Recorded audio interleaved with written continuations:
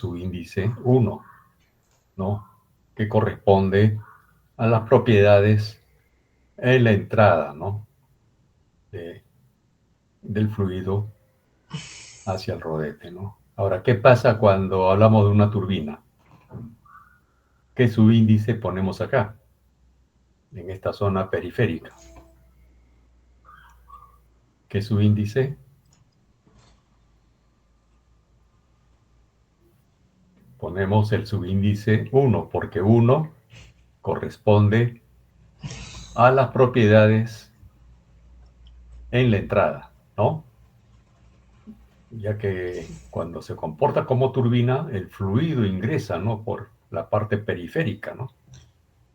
Y sale por la parte interna, ¿no? ¿Se acuerdan? O sea, lo, en este caso, en el caso de la bomba, 2 corresponde a la salida. En cambio, 2 en una turbina estaría acá, ¿no? Ya no sería C sub 1, sino sería ya C sub 2, ¿no? ¿Está bien? Notan la diferencia, ¿no? O sea, los subíndices nos indican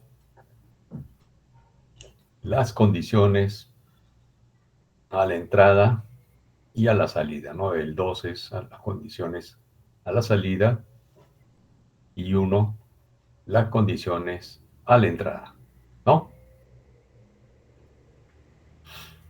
Entonces aquí en el ejercicio nos dicen que el,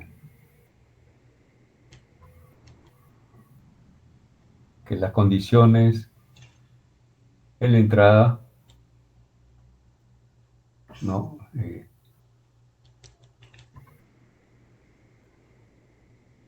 Perdón, aquí voy a subir un poco para verlo mejor.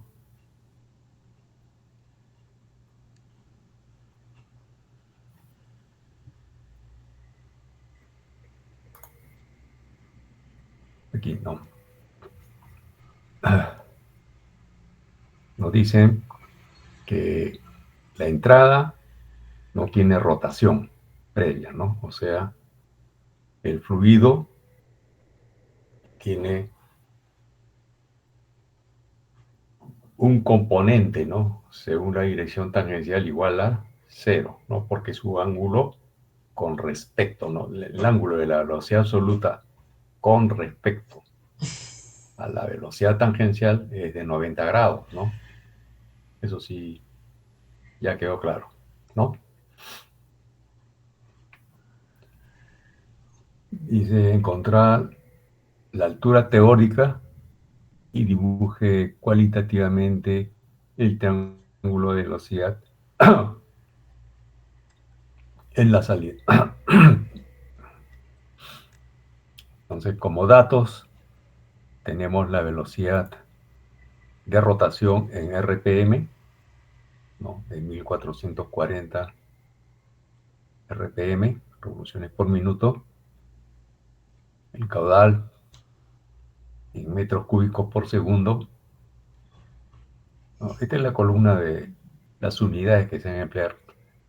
Debemos acostumbrarnos a poner así las unidades, ¿no? En una columna. El diámetro exterior del rodete de sus dos está en metros. El ancho a la salida P2 está también en metros. El ángulo a la salida beta 2 es de 25 grados, ¿no?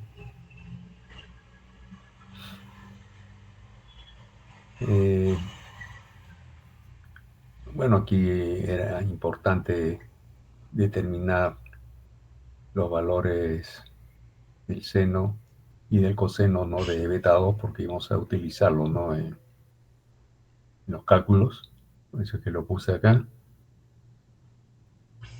Y también es importante, bueno, aquí hice este cálculo para ver que el C15 era el ángulo, ¿no? Este ángulo C15, este ángulo de 25 grados, ¿a cuántos radianes equivalía, no? Y salía este valor, ¿no? Es importante que consideremos este ángulo en radianes, ¿no?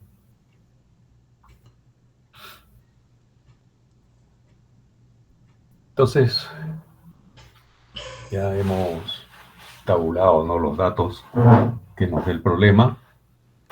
Entonces, procedemos a realizar los cálculos. El primer cálculo está relacionado con la velocidad tangencial, U2, que es directo, ¿no? U2, ustedes pueden apreciar, U2 va a ser igual a 2pi por el radio a la salida, ¿no? En este caso R2, y por la velocidad angular, ¿no? Pero ojo que esta velocidad angular está en radianes por segundo, ¿no? Tal como aquí en la fórmula, 2 por pi, según lo que se indica acá, por el radio R2, que es el diámetro entre 2, ¿no? C13 es el diámetro externo, que está en metros, lo divido entre 2 para determinar el radio, por C11 entre 60. C11 es la velocidad de rotación en RPM, ¿no? Pero aquí ya lo transformamos en radianes por segundo, entonces nos sale acá pues en metros por segundo esta velocidad tangencial, ¿no? Este sería el primer cálculo de la velocidad tangencial a la salida, ¿no? Porque el subíndice 2 indica que son las condiciones a la salida. El cálculo de la velocidad meridional C sub 2m, ¿no? Ya hemos visto qué cosa es esta velocidad meridional que nos va a definir precisamente, ¿no?, el caudal, ¿no? Esta velocidad meridional es importante para definir el caudal. Pero como ya el caudal es conocido, determinamos esta velocidad meridional, ¿no?, que nos va a ayudar a definir otros parámetros. Entonces la velocidad meridional en la zona de descarga, como ustedes pueden apreciar acá, va a ser igual a C12. C12 es el caudal, que es dato, ¿no?, entre C13. C13 es el diámetro del rodete por 3.1416, que es pi, por C14, que es el ancho del canal de salida, P2, ¿no? O sea, es el área de salida, ¿no? O sea, aquí podemos darnos cuenta que esta velocidad meridional, velocidad por el área, ¿no?, de salida, que está en el denominador, nos va a dar el caudal, ¿no? Es por eso que todos estos datos son conocidos y podemos determinar rápidamente esta velocidad meridional, ¿no? Y esta sería pues la fórmula, ¿no? La velocidad meridional en la descarga sería el caudal entre pi por este diámetro y por el ancho a la salida, ¿no? Ahora, ya hemos determinado entonces esta velocidad tangencial a la salida, la velocidad meridional, y entonces, ¿cómo determinamos a continuación la velocidad relativa, W sub 2? Esta velocidad relativa, W sub 2, sería el valor de esta velocidad meridional, ¿no? 23, esta velocidad meridional dividida entre C17. C17 es el seno de beta 2, ¿no? Ya sabemos que este ángulo beta 2 es el ángulo de la velocidad relativa con respecto a la velocidad tangencial, ¿no? Entonces, aquí nosotros aplicamos directamente, ¿no?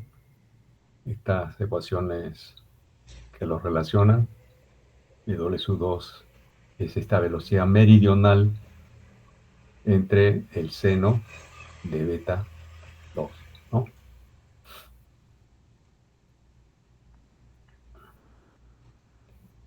El siguiente cálculo sería el componente, ¿no? Según la dirección tangencial de esta velocidad relativa. Esta componente, ¿no? Según la dirección tangencial, es C26, y C26 es esta velocidad relativa multiplicado por la tangente, ¿no?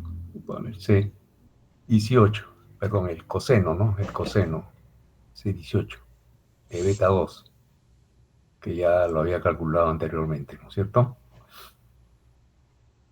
Y nos obtenemos este valor, ¿no? Y aquí está la fórmula. La velocidad relativa, la componente, ¿no?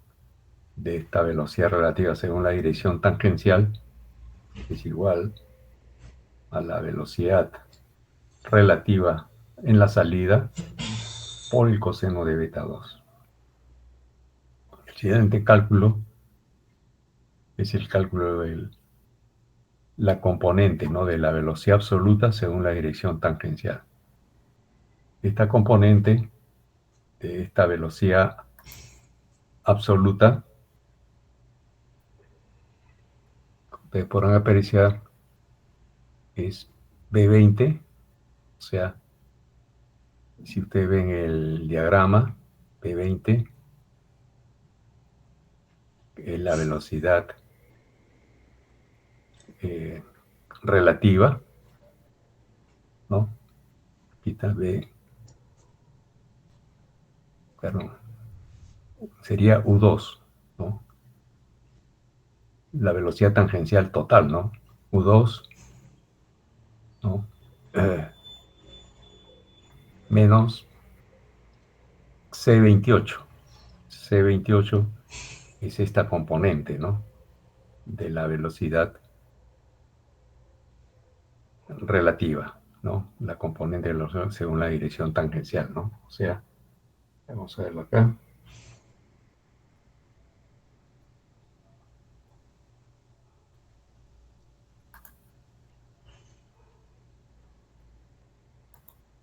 ¿No? O sea, nosotros determinamos U2, que es toda la velocidad, y le restamos, ¿no? La componente, ¿no? De esta velocidad relativa, ¿no? O sea, este cachito que haga, ¿no? Esta zona verde, ¿no? Y nos queda esta componente de la velocidad absoluta, ¿no? Según la dirección tangencial.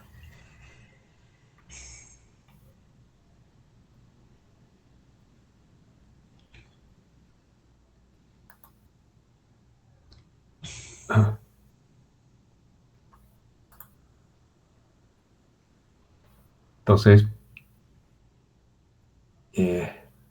esta componente de la velocidad absoluta según la dirección tangencial es la diferencia pues, de esta velocidad tangencial de 20 de acá, que le hemos denominado anteriormente, menos esta componente, ¿no?, de la velocidad relativa, ¿no?, según la dirección tangencial, ¿no? Entonces ya tenemos todos los elementos para calcular esta altura teórica, ¿no?, de Euler. Esta altura teórica de Euler, en el caso de las bombas, observen ustedes, solamente se considera, ¿no?, las velocidades, en este caso U2 por CU2 menos U1 por la componente CU1, ¿no? Pero ¿qué pasa con este segundo término? ¿Qué habíamos visto con este segundo término? Habíamos visto que en este caso la componente, ¿no?, de esta velocidad absoluta según la dirección tangencial era 0, ¿no es cierto? Entonces solamente nos quedábamos con este término, ¿no? U2 por CU2, ¿no? Entonces acá, como ustedes podrán apreciar, tenemos U2, que es, a ver, B20,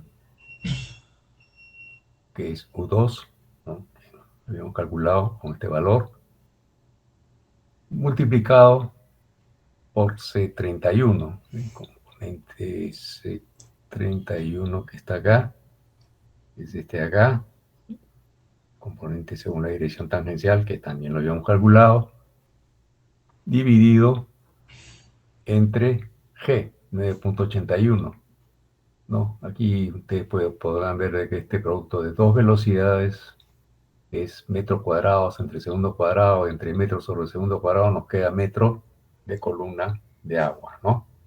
Esto acá es el valor de los metros de columna de agua que teóricamente desarrollaría este rodete, ¿no? Y adicionalmente, aquí hice un cálculo para determinar la potencia, ¿no?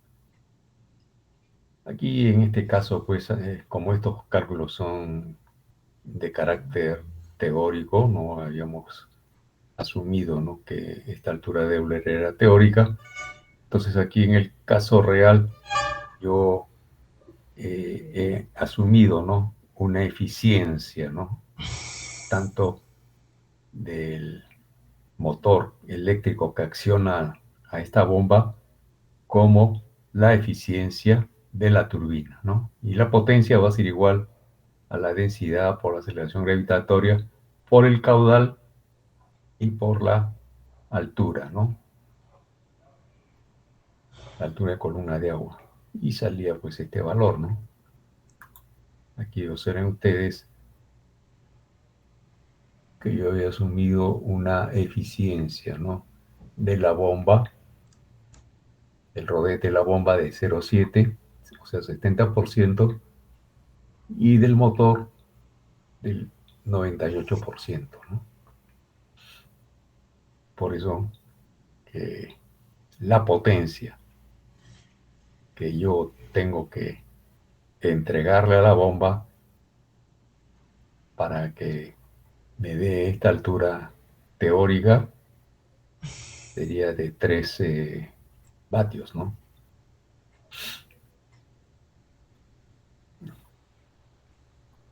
¿Han comprendido mejor este problema?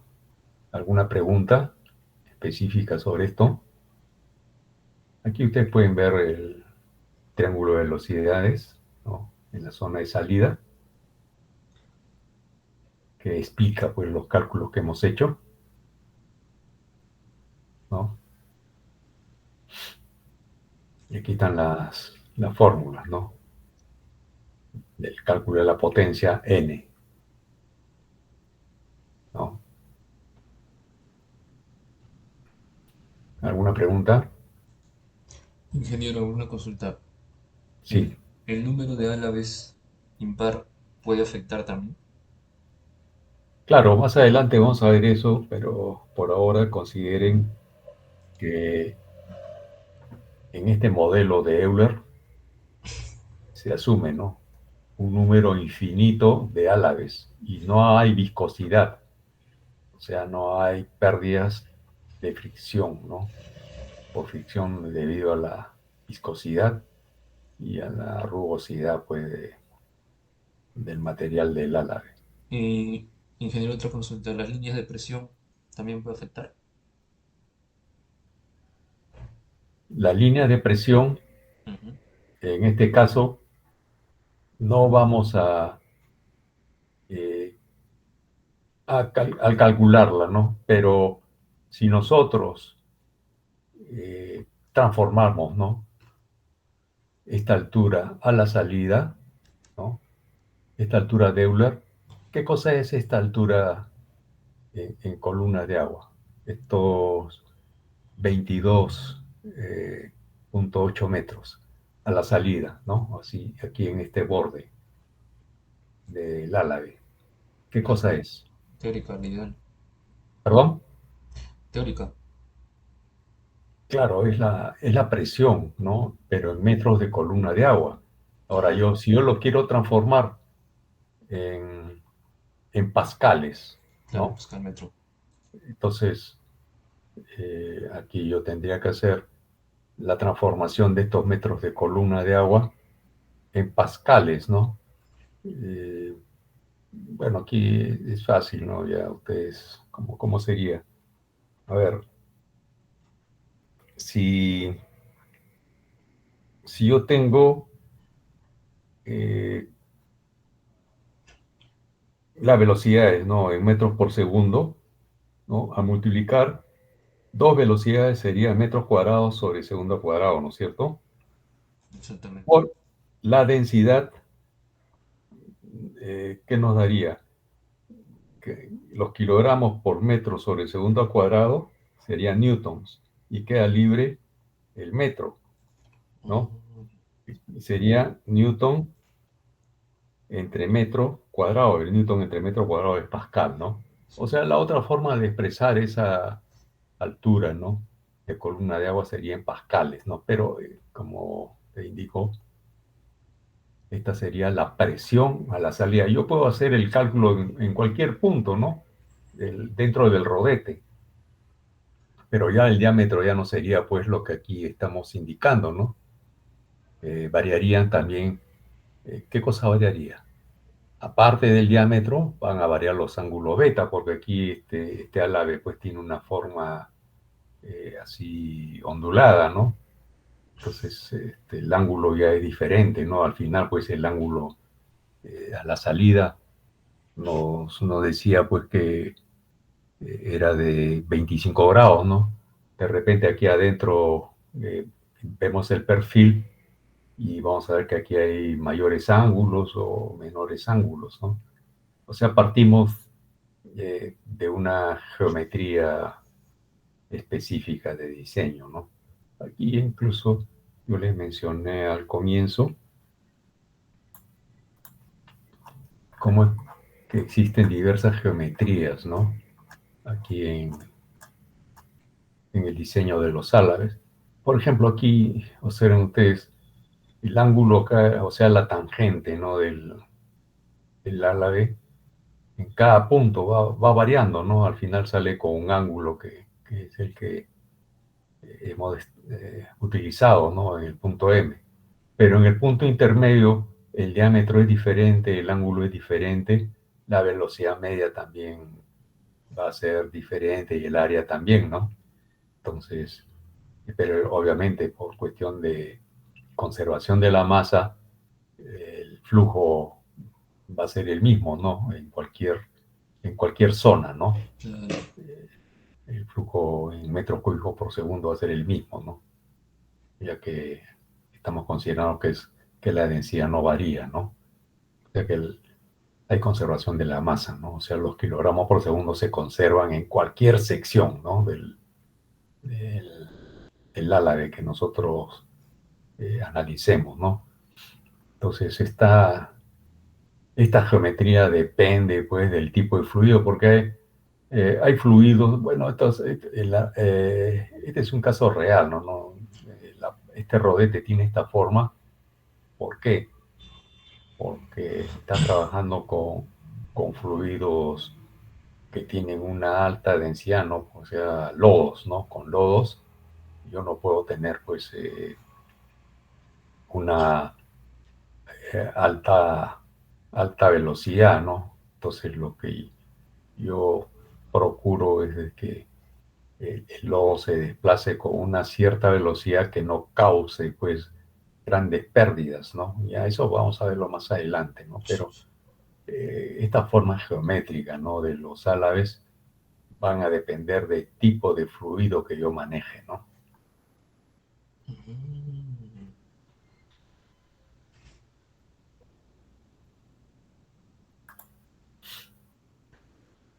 Entonces, ya hemos visto, ¿no? La importancia de tener este triángulo de velocidades en estos puntos, tanto de entrada como de salida, que son lo que normalmente, ¿no?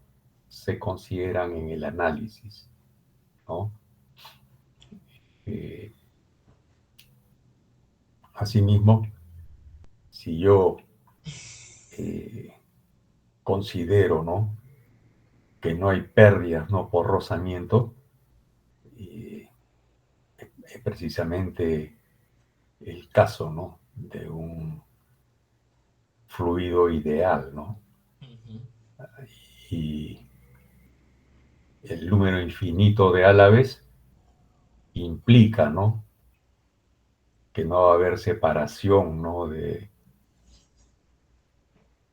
las capas del fluido, ¿no? Porque si nosotros vemos acá, si yo trabajase, ¿no? Con lodos eh, que, que tengan una gran densidad, eh, aquí, si aquí tienen una gran velocidad, eh, las líneas de corriente pues se desprenderían, ¿no?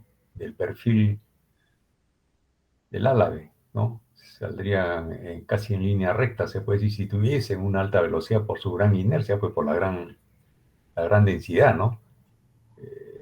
Y si tienen una alta velocidad, saldrían pues casi en forma radial, ¿no? Y se separarían pues del perfil y ya no estaríamos pues aquí considerando el ángulo de los álaves. Es por eso que asumimos que hay infinitos números de álaves para obligar que las líneas de corriente sigan el perfil, ¿no? Del álave, ¿no? Por eso que cuando trabajamos con fluidos reales, tenemos que tener cuidado con el manejo de las velocidades, ¿no? Para Claro. que no ocurran esos desprendimientos, ¿no? Aquí se forman pues desprendimientos y hay que evitar eso, ¿no? Ya veremos más adelante, ¿no? Que los problemas que causaría eso desprendimientos se producen depresiones y se presentarían los problemas de cavitación, que es un fenómeno indeseable, ¿no? En este tipo de máquinas.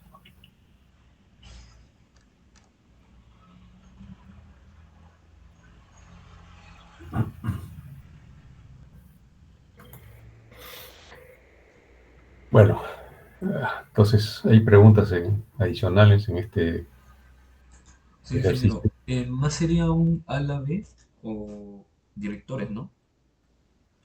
Perdón. Sería a la vez directores.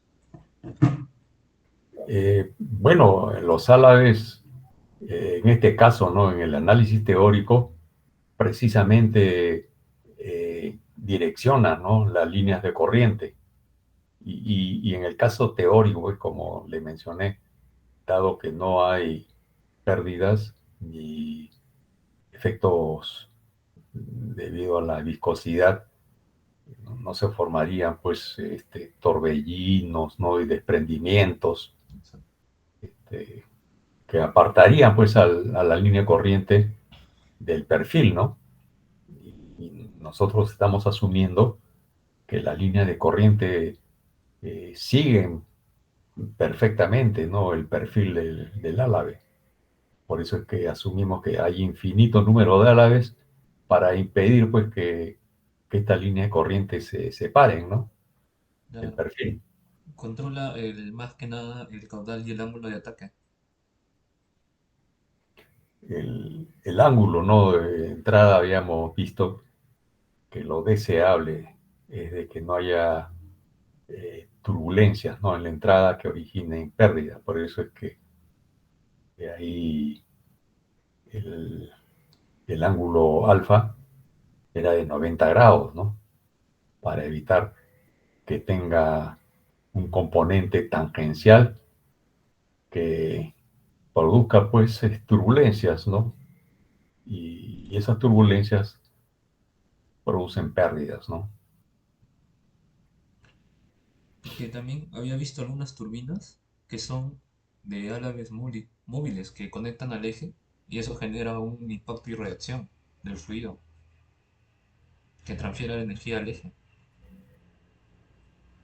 Eh, como dice que No, los sí, sí. álabes móviles, Álabes móviles que, por ejemplo, lo conectas al eje, esto genera un impacto y reacción del fluido, ¿no? Y que transfiere energía. bueno, de hecho, en toda turbina el fluido transfiere, ¿no? Hay un intercambio energético, ¿no? Entre el fluido, en este caso el agua, ¿no? Con el rodete. Pero los álabes móviles más están en la zona de entrada, ¿no? En la zona de entrada, estamos hablando de estas turbinas de acción, ¿no? Porque en las turbinas Kaplan, por ejemplo, ¿no? Eso sí tienen álabes móviles, ¿no? Pero son álabes que eh, son del tipo de acción, ¿no? No son de reacción, son de acción. Y prácticamente, pues, ahí cuando hablamos de eh, álabes de acción, la variación de presión es ínfima, ¿no? No, no tiene una gran diferencia de presión como en el caso, ¿no? De las turbinas de reacción, donde sí, dentro de los álabes hay una gran variación de la presión. Tan es así que, como le mencioné, en la zona de menor presión, o sea, en la descarga, ¿no? Vamos a revisar acá. En la zona de descarga, ¿no? Imagínense que este es un álave de una turbina, ¿no? O sea que el agua ingresa por la parte periférica, ¿no? Y sale por acá, por la zona de menor diámetro. Entonces, a lo largo, ¿no? De todo el recorrido, ¿no? Del agua, aquí hay reducción, ¿no? De la presión porque el agua está entregando energía, ¿no? Al rodete. Y al entregar energía, va a cambiar su energía de presión, ¿no? Y va a cambiar pues también su energía cinética, ¿no? Y bueno, la energía potencial no se considera porque prácticamente las dimensiones de una turbomáquina no son muy importantes como para eh, considerar ese efecto, ¿no? De la variación de la energía potencial, ¿no? Pero lo más importante es la variación de la presión y la variación de la velocidad, ¿no? Que originan pues energía de presión y energía cinética, ¿no? Entonces, el agua al ingresar, ¿no? Aquí por el rodete le entrega energía al rodete y va perdiendo energía, ¿no? Va perdiendo presión va perdiendo también velocidad, ¿no? Energía cinética, ¿no? Y al final, como le mencioné, se podría presentar acá el problema de la cavitación, ¿no? Por tener una presión muy baja, ¿no? Y hay que evitar eso.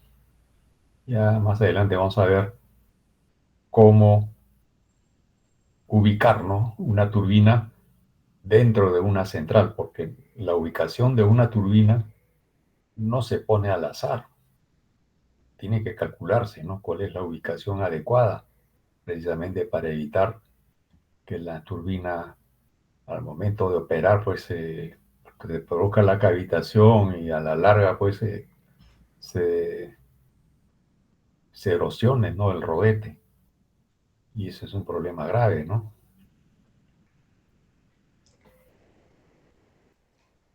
Claro, ingeniero, me estaba comentando esto de las turbinas de reacción. Mencionó la Kaplan, ¿no? También creo que está la Francis, está la Propeller, está la Bulbo, ¿no? Cuando vas a seleccionar y poner al central, ¿no? Por ejemplo, también la de impulso, ¿no? También está el Pelton, está el Turbo. Wow, o sea, es un mundo Sí, grande. sí hay una variedad de tipos de turbina cuya selección va a depender del número específico, ¿no? De velocidad ns, que también vamos a ver cómo se selecciona, ¿no? Yo les comento un caso, ¿no? Que tuve en un proyecto, en el proyecto de la ampliación de Machu Picchu. Trabajé en un equipo de unos expertos europeos. El jefe era un austriaco, era un doctor en hidráulica, y habían otros ingenieros, ¿no? Y el problema que hay en Machu Picchu es que en ciertas épocas del año eh, se produce, ¿no? Una gran presencia, ¿no? De algas que si ingresan, ¿no? Hacia la central se meten pues en los álabes, ¿no? En la turbina, y obviamente tiene que pararse, ¿no? La operación para limpiarlas, ¿no? Y es necesario pues colocar ahí unas rejillas, ¿no? Para filtrar esas algas, ¿no? Pero es un problema cuando se saturan también las mallas, ¿no? De filtrado. Pero por eso es que eh, en la selección de una turbina, el concepto básico para lograr una mayor eficiencia, ¿no? Y un mejor aprovechamiento del agua, se utiliza este factor, ¿no? De velocidad, ns, el número específico de velocidad. Y había un ingeniero, un español, ¿no? Que sugirió que se utilice unas turbinas de Bulbo, que son prácticamente del tipo Kaplan, tipo hélice más que nada. De tal manera, pues, que la refrigeración de, de la turbina, pues, se ocurría en el bulbo, pues, ¿no? Donde estaban ahí apoyados los álabes. Chucha. Pero el concepto básico, ¿no? Para seleccionar es el número específico, ¿no? De velocidad, y si usamos, pues, una turbina así tipo Kaplan, ¿no? No vendría, no sería lo mejor, ¿no? Para las condiciones del Vilcanota, ¿no? De la caída de este Claro. río que alimenta la central de Machu Picchu. Y ahí tuvimos una pequeña discusión, un intercambio, ¿no? De conceptos, y al final se decidió, pues, que la turbina tenía que ser Francis, ¿no? Y así fue, ¿no? La Chucha. turbina de Machu Picchu, ¿no? Francis. es importante que tengamos claro, ¿no? Porque se selecciona el tipo de turbina que va a depender, ¿no? De la caída de agua, del caudal, ¿no? Básicamente esos dos parámetros, caída y caudal, son los que definen este número específico de velocidad, ¿no?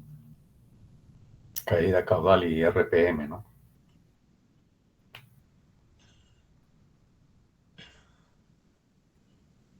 ¿Algún otro comentario?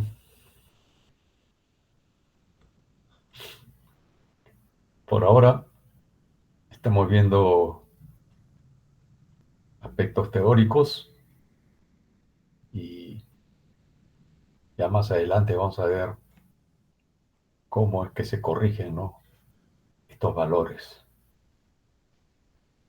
Eh, las ecuaciones, ¿no? De los diseños reales son más complejos que estas ecuaciones que aquí vemos, ¿no? Esta es una ecuación muy simplificada, pues no es teórica, ¿no? Pero en los diseños reales la cosa es mucho más compleja. Eh, diversas empresas tienen sus modelos, ¿no? Eh, con ecuaciones diferenciales que no se pueden resolver, ¿no? De, de manera matemática, ¿no? Tiene que usarse métodos numéricos y hay factores de corrección, ¿no? Que cada empresa lo guarda en secreto, ¿no? Ni quieren divulgarlo, ¿no? Yo a veces he pedido que me den esos valores, pero ellos mencionan, ¿no? Que eso es un valor de su propiedad, ¿no? Que no podrían transmitirlo, ¿no? Porque cuando concursan los postores, cada uno ofrece, ¿no? Una máquina con una potencia y una eficiencia garantizada por ellos, ¿sabe? Y si al momento de las pruebas no llegan a esa potencia y a esa eficiencia, eh, pueden llegar a rescindirse el contrato, ¿no? Si se excede ciertos límites.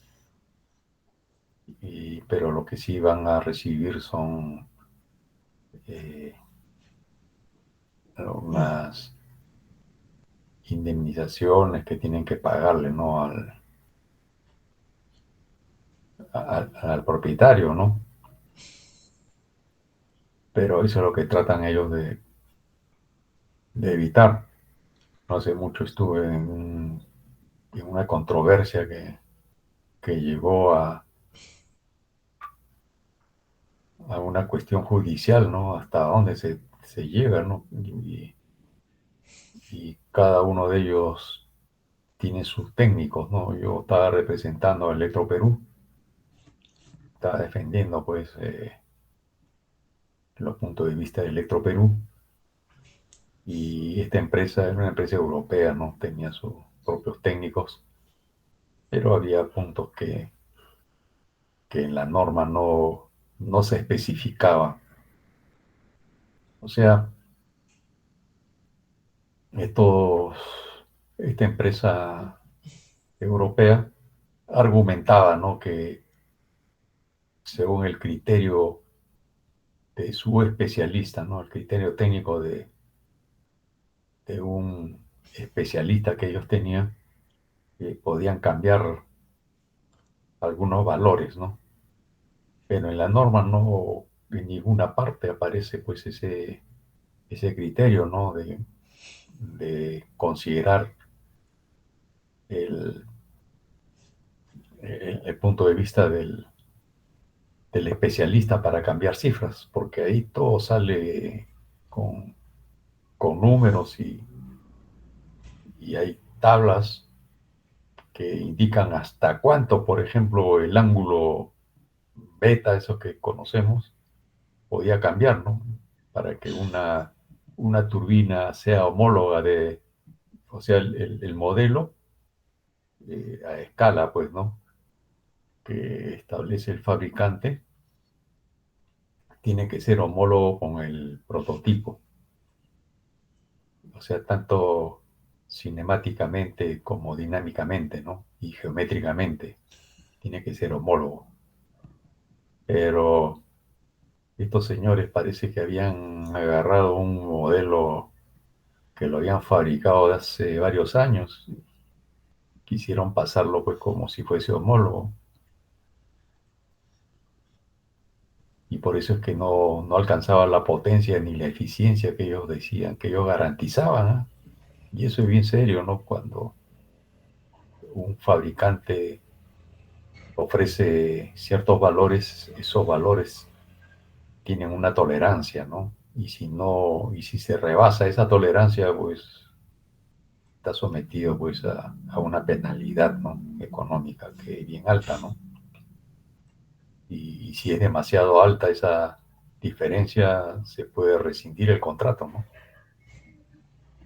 Pero bueno, esos son temas que seguramente ustedes van a aprenderlo ya en el campo, ¿no?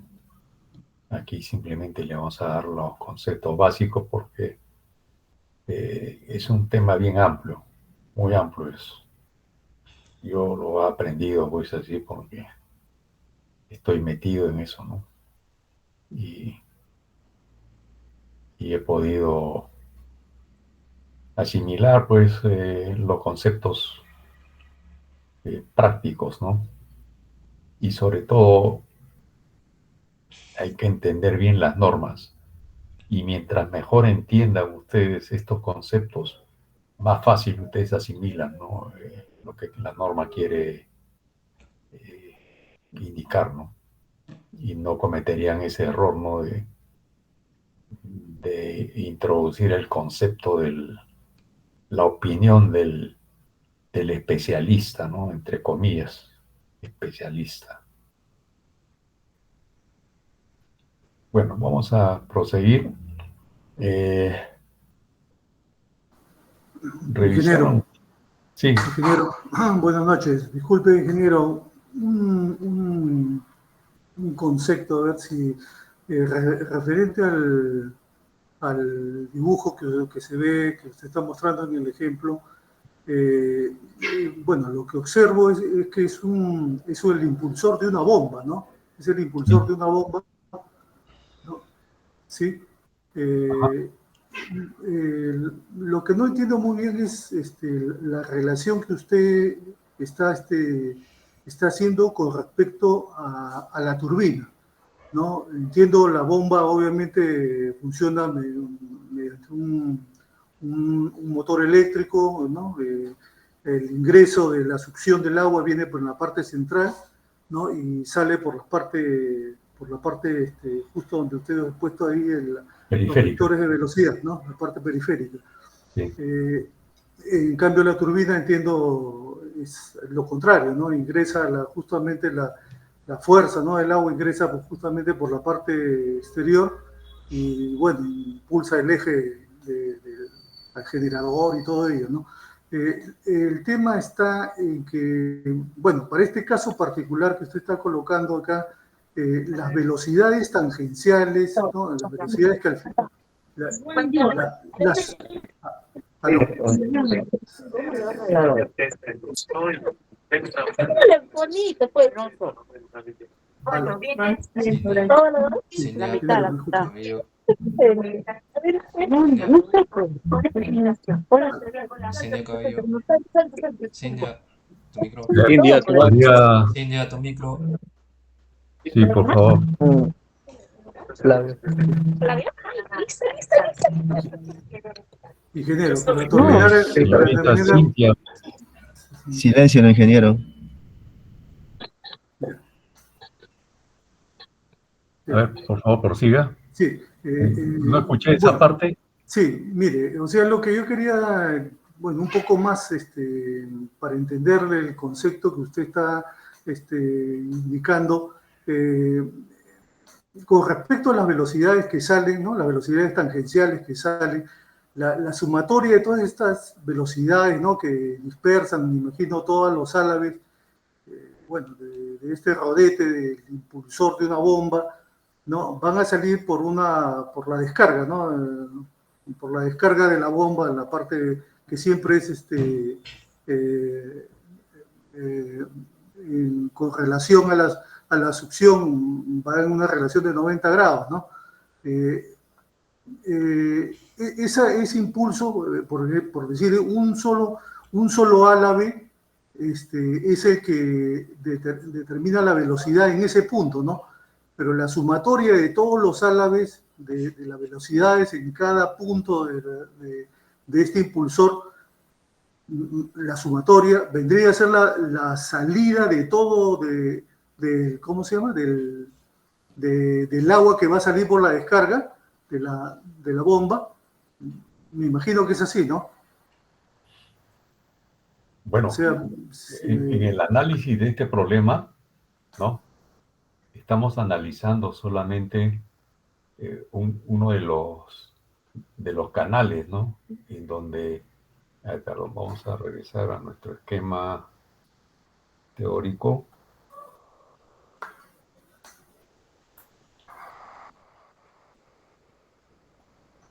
Aquí solamente estamos analizando uno de los canales que conforman los álaves, ¿no? Pero como usted menciona, hay varios álaves, entonces habría varios términos de velocidades, ¿no es cierto? Pero a nosotros nos interesa, pues, solamente uno de ellos porque los demás se repiten, ¿no? Son los mismos, ¿no? Entonces, lo que yo le indico es de que en este caso teórico, ¿no? En este caso teórico, como hay infinitos números de álaves, ¿no? Aquí imagínese usted que radialmente pues hay infinito número de álaves con la finalidad pues de que no haya perturbaciones, ¿no? De las líneas de corriente, ¿no? Entonces, las líneas de corriente siguen perfectamente, ¿no? El perfil del álave, tanto en la entrada como en la salida. No hay ninguna desviación, como vamos a ver más adelante, que en los casos reales hay desviaciones, ¿no? Y, y esas desviaciones se han obtenido experimentalmente, ¿no? Porque matemáticamente es imposible, ¿no? Hay diversas condiciones que hacen de que esos factores de corrección difieran y más bien esos factores de corrección tienen un margen, ¿no? Un margen, o sea, una tolerancia, ¿no? Ingeniero, una consulta. Y para el ejemplo que usted está colocando, y en la fórmula en las dos fórmulas hay una que indica bomba y otra que indica turbina. ¿Aplica para las dos? ¿Aplica para las dos? ¿Para ambos casos? Miren, vamos a revisar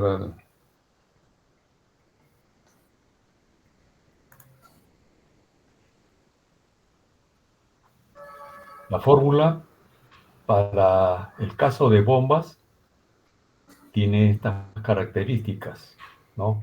El producto de la velocidad tangencial en la descarga con la velocidad, la componente de la velocidad absoluta, este producto es mayor que ese mismo producto, pero a la entrada, no en una bomba. ¿Por qué? Porque el rodete le ha entregado energía al agua, ¿no? Entonces, las condiciones a la salida, las condiciones energéticas, ¿no? A la salida son mayores que a la entrada. ¿Está bien? Claro, claro, sí. Entonces, es por eso que para mantener, ¿no? El concepto de una potencia positiva, primero va las condiciones a la salida, porque el fluido tiene más energía que las condiciones a la entrada, en el caso de una bomba. Pero en el caso de una turbina es al revés. El agua tiene mayor potencial energético a la entrada, o sea, a las condiciones 1, ¿no? Que a las condiciones a la descarga 2, ¿no? Es por eso que eh, se invierten, ¿no? Los términos, ¿no? Ya, claro. Bien, ingeniero, gracias. Muy amable. Bueno, entonces podemos pasar al otro tema, al otro caso. Este es el caso de un rodete radial y en este examen sustitutorio estábamos hablando de un ventilador, ¿no? Axial, ¿no? Aquí están las aspas, la vista de planta y la vista lateral, ¿no? Pero el comportamiento y la definición de los triángulos de velocidades conceptualmente son los mismos, ¿no?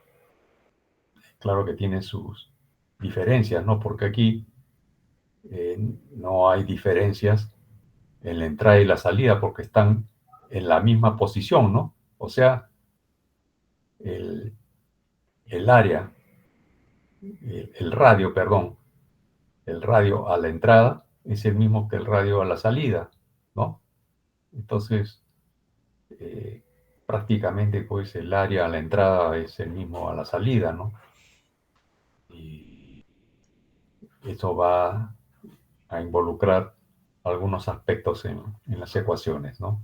Aquí lo ven ustedes en planta y aquí en forma lateral, ¿no? De ventilador puede ser pues para un ventilador de una fábrica, de una habitación, y en este caso era de un problema de un CPU, ¿no? Una computadora, ¿no? Que tenía que refrigerarse, ¿no? Con un ventilador axial.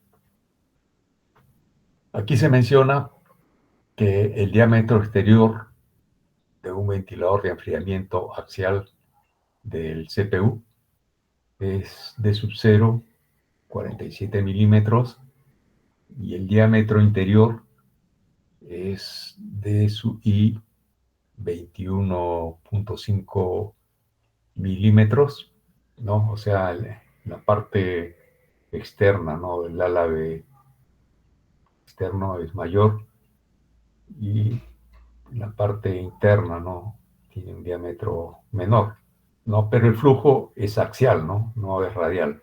O sea, el flujo de aire fluye axialmente, ¿no? La velocidad de revolución N es de 2740 RPM y debido al cuidadoso diseño, ¿no? La eficiencia hidráulica es de 85%. Sin embargo, la eficiencia volumétrica, como consecuencia de la tasa de fugas del flujo entre la carcasa y el impulsor, es de solo eficiencia volumétrica del 75%, ¿no? Porque, ¿a qué se refiere esto, no?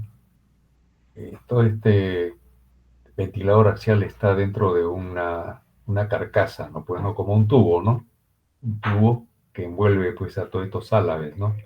Entonces hay flujos que no todo se va hacia la parte axial, ¿no? Sino que va a retornar, ¿no? Porque no hay hermeticidad perfecta, ¿no? Entre la carcasa y la parte superior, ¿no? Del álave. Siempre hay una fuga. Es por eso que aquí la eficiencia volumétrica es del 75%.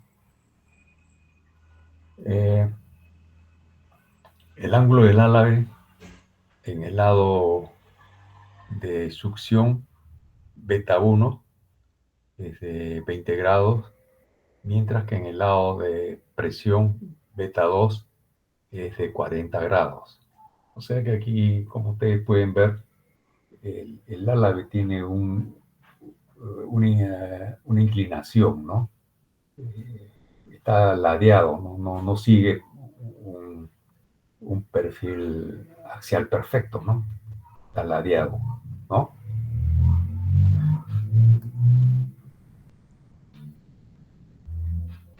O sea, este álave no es plano, ¿no? De tal manera que el ángulo beta 1 y el beta 2 son igual, sino que tiene un ángulo de ladeo, ¿no? A eso se refiere esta parte.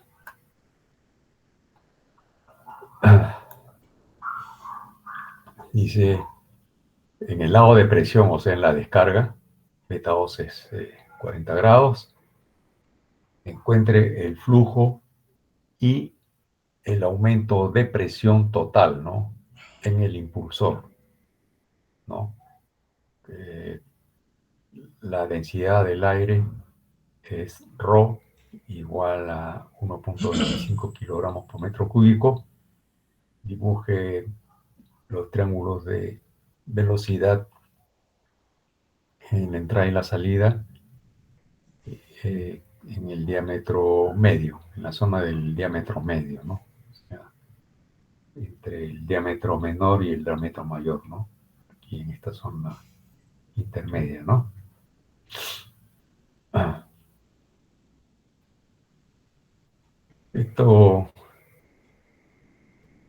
Este problema lo puse porque le dejé una tarea, ¿no? A los alumnos que dieron el sustitutorio, ¿no? Que me diseñasen un sistema de ventilación para los omnibuses, ¿no? Como hacía calor en esa época. Entonces me presentaron pues su análisis, inclusive algunos diseñaron, ¿no? Dimensionaron también el panel solar, ¿no? Que iba a alimentar a este ventilador, ¿no? Fue una buena idea, ¿no? Bueno, veamos los datos. Como les mencioné, primero hay que poner las unidades y después el valor, ¿no? Aquí tenemos el diámetro exterior, diámetro interior, la velocidad de rotación en RPM, la eficiencia hidráulica, ¿no? Yo voy a darle una cierta energía, ¿no? Al aire, pero no toda esa energía se aprovecha porque, como vimos, una parte de la energía se va con las fugas, ¿no? Entonces aquí tiene una eficiencia hidráulica, el 85% tal como se menciona, y la eficiencia volumétrica es del 75%, ¿no? Porque hay un retorno, ¿no? Del aire, no todo el aire que ingresa se va hacia el final, ¿no? Aunque hay una parte que regresa.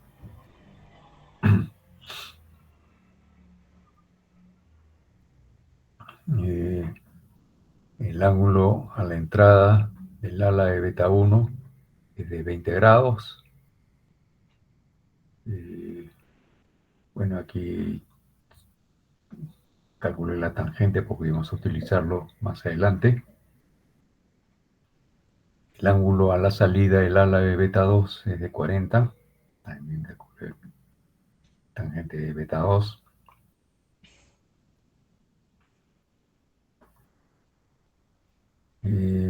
Después la densidad en kilogramos por metro cúbico es de 1.25. Y el primer cálculo es del área de la corona circular, ¿no? A corona. Ya ustedes saben por qué, ¿no? Nos interesa el área efectiva, ¿no? De circulación del aire, ¿no? Porque aquí hay un bulbo, ¿no? Entonces, tenemos que restarle, pues, esta área, ¿no? Que corresponde al bulbo donde van a ir soldados, pues, los álabes, ¿no?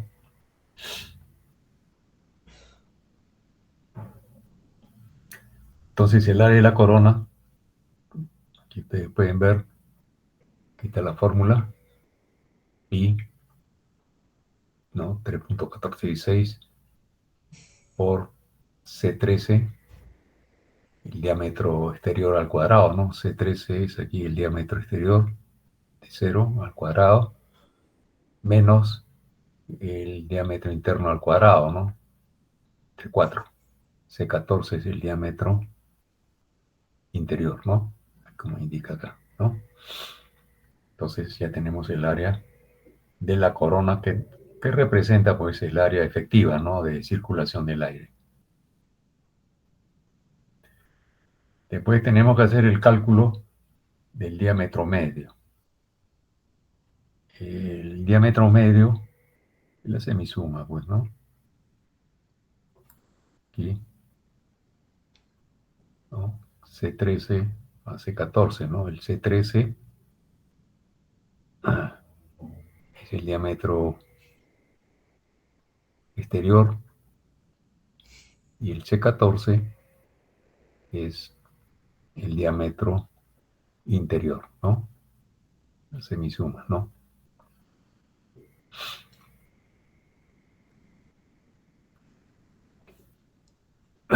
Y sale este valor, este es el diámetro medio.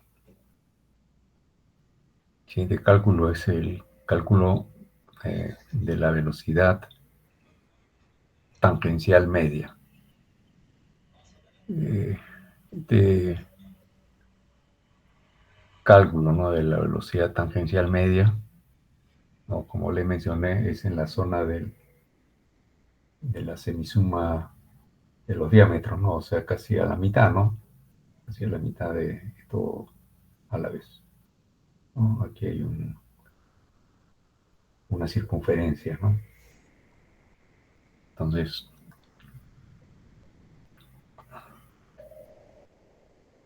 el cálculo de la velocidad tangencial media,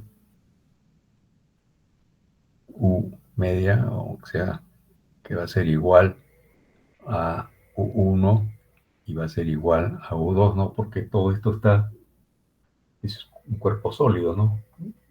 Si aquí gira, en la base gira pues digamos, en este caso, ¿cuánto es?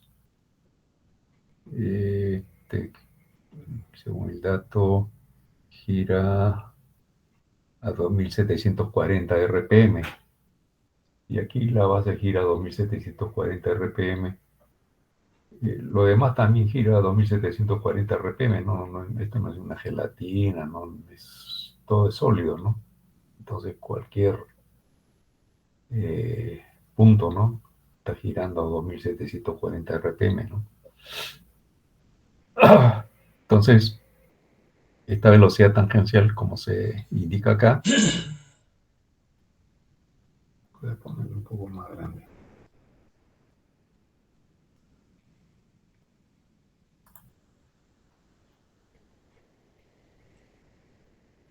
Esta velocidad tangencial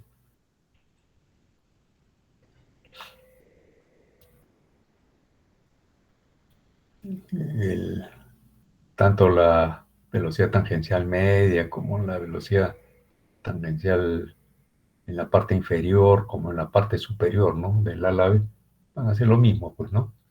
Y va a ser igual, como ven ustedes, a pi, ¿no? 3.1416 por B28, que es lo que habíamos calculado. B28 es el diámetro medio, ¿no? Por C15, ustedes pueden apreciar acá, sería la velocidad de rotación en RPM, ¿no? RPM aquí entre 60, porque está por minuto, ¿no? A nosotros nos interesa por segundo, por eso lo dividimos entre 60.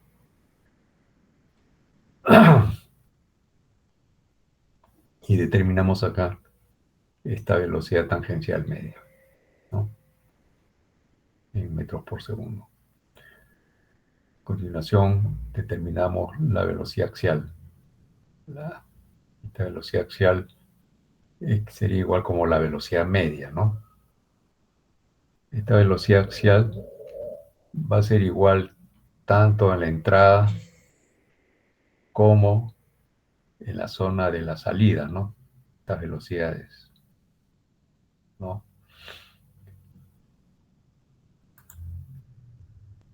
Y como ustedes podrán apreciar, sería el B31, ya lo habíamos determinado, ¿no? Como la velocidad tangencial multiplicado por F19. F19 es la tangente de beta 1, ¿no? Es igual que en el caso del flujo radial, ¿no? Pero en este caso va según la dirección tangencial, ¿no? Ya ustedes lo podrán observar acá en el triángulo de velocidades que se ha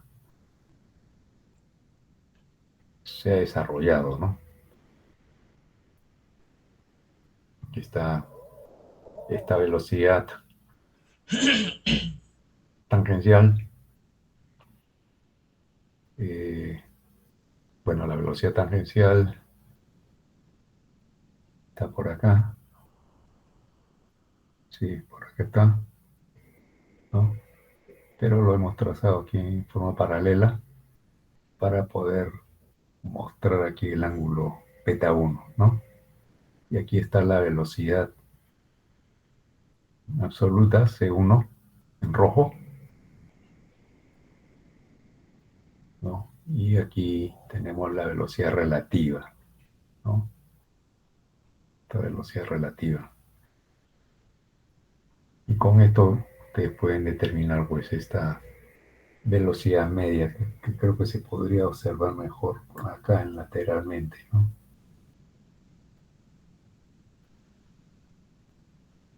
Sí, aquí está, ¿no? Esta velocidad axial, ¿no? Que se comporta pues como una velocidad media. Como ustedes podrán ver, aquí tienen tanto la velocidad eh, relativa, ¿no? Como la velocidad absoluta.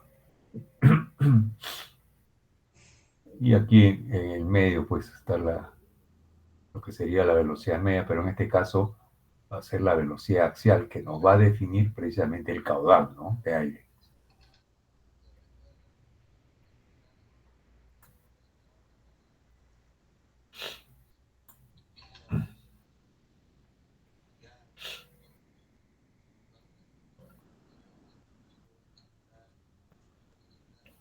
Aquí está, ¿no? Esta velocidad media, y aquí se le llama axial, pues porque es un flujo axial, ¿no? Es igual a, como ustedes pueden ver, B31 por F19. B31, que es la velocidad media, ¿no?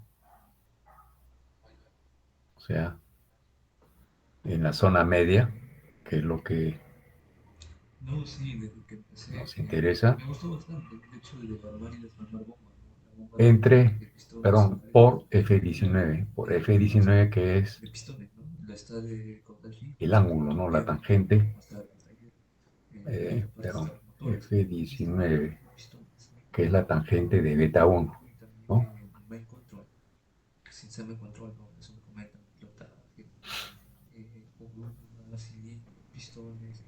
Voy aprendiendo poco a poco. Voy Y aprendiendo entonces esta velocidad media, o mejor dicho, la velocidad axial, cada parte de la es de motor, 1.8 metros por segundo. el motor, poder que Ahora podemos calcular el flujo, ¿no? Volumétrico, que sería esta velocidad y ahora fue axial, de ¿no? Q, aquí estamos en Q, varios sistemas automatizados, tiene sistemas hidráulicos acá, con una pequeña bomba y un motor eléctrico y wow, que hasta hidráulico. Creo que esto va a ser algo en el futuro, ¿no? O tal vez electrohidráulico. eh, Algo que también opciones esto de los motores eléctricos, ¿no? que poco a poco se van a estar cambiando en la máquina pesada. Pero ya, poco a poco.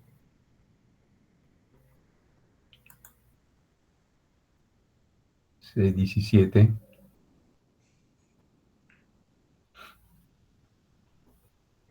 que es la eficiencia volumétrica. Como le mencioné, hay una parte que se va a fugar. Aquí nos indica pues que esta eficiencia volumétrica es del 75% por B25, que es el área de la corona, ¿no? Por donde va a circular de manera efectiva, ¿no? El aire, por el B34, ¿no? Que era la velocidad media, que aquí en este caso se denomina velocidad axial, ¿no? Entonces, este sería el caudal, ¿no? En metros cúbicos por segundo.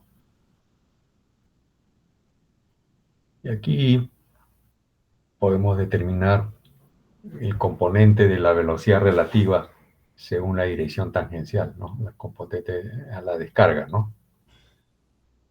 Eh, Vamos a aplicar los mismos conceptos. Sería B34 entre F21. B34 es esta velocidad media, ¿no? Entre F21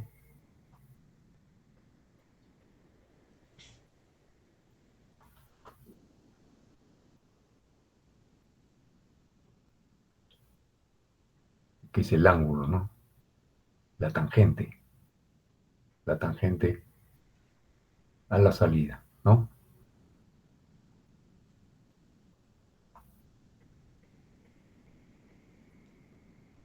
Determinando pues esta componente de la velocidad relativa a la salida. Ahora, ¿cuál es este delta? Sería U, ya hemos visto, ¿no? Cómo funciona esta variación, ¿no?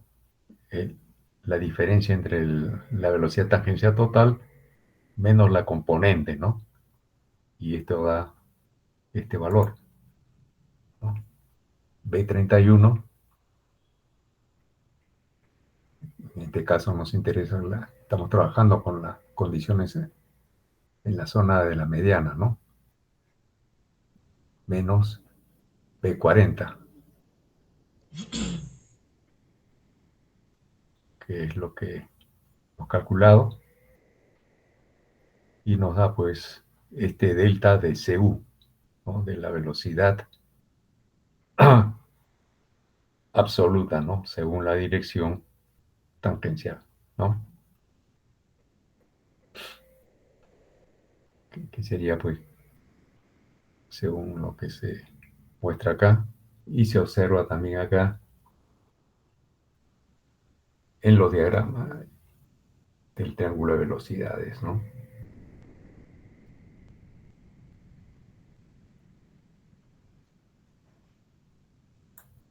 En la zona de descarga es esto, ¿no? Y aquí podemos ver cuál es ese delta de esta velocidad, ¿no?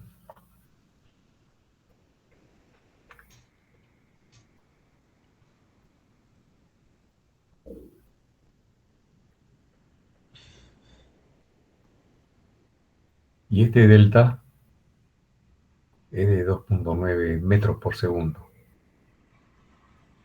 ¿no? Y el delta de P total ideal es la densidad por la velocidad tangencial U por este delta de CU, ¿no? O sea que estamos aplicando pues la ecuación de Euler, ¿no?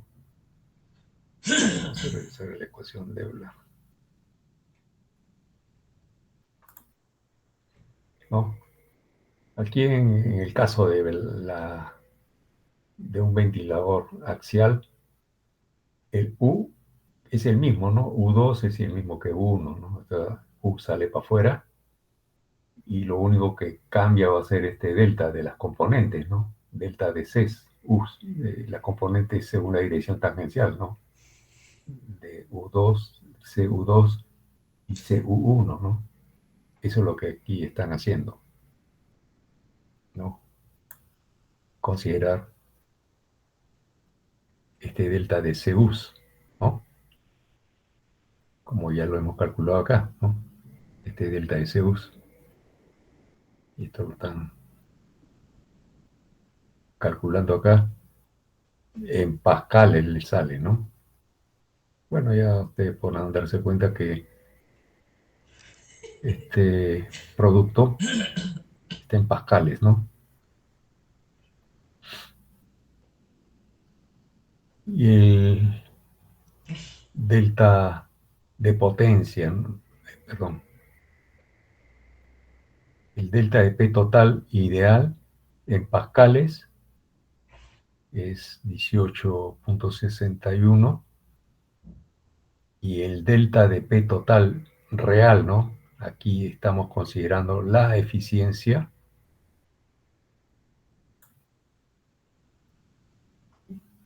que es 0.85, es un dato. Vamos a ver acá.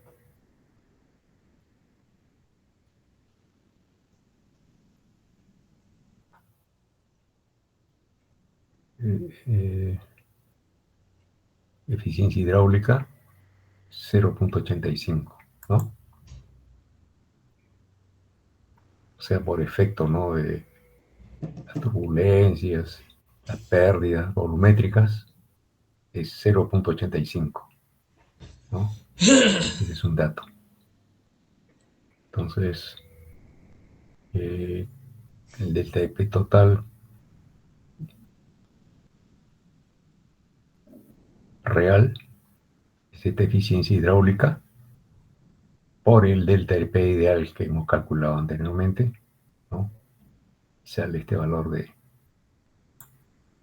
menor, ¿no? Es menor que 18.6, porque este es el ideal y el real es, pues, considerando la eficiencia hidráulica, ¿no? Es menor. Entonces, si ustedes van a diseñar un ventilador axial, siempre tienen que considerar que hay pérdidas, ¿no? Hay pérdidas, porque normalmente los ventiladores están en una carcasa, ¿no? Como un tubo, ¿no? Y siempre por ahí va, en la parte superior, como no hay contacto, siempre van a haber fugas, ¿no? Que van a regresar. Como esta zona está a mayor presión, regresa pues hacia la zona de menor presión, ¿no? Pero claro que tiene una eficiencia, por eso es que tiene una eficiencia volumétrica que va a incidir en la eficiencia hidráulica, ¿no?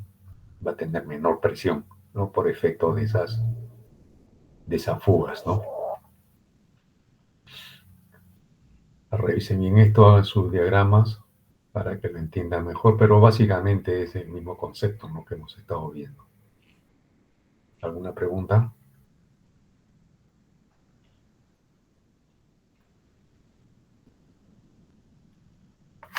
Bueno, señores, voy a pasar lista. Voy a tener que hacer un cuadro